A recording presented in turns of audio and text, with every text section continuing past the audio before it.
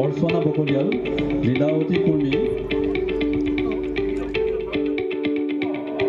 তেতিয়া আপোনালোকৰ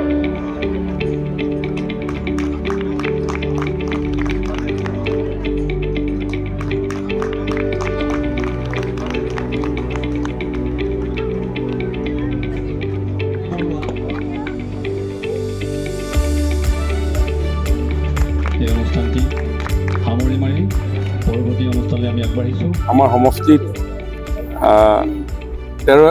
৩,১২০খন ration card প্ৰদানেৰে ১৩,৫53 গৰাকী লোক উপকৃত হ'ব।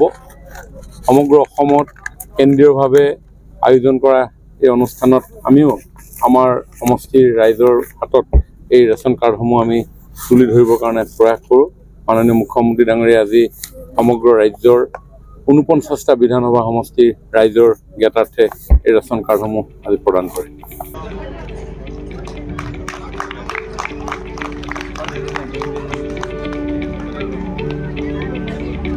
বৰুৱা, বিজয়িতা সোণোৱাল চেলেং আৰু গৌৰী লিম্বু।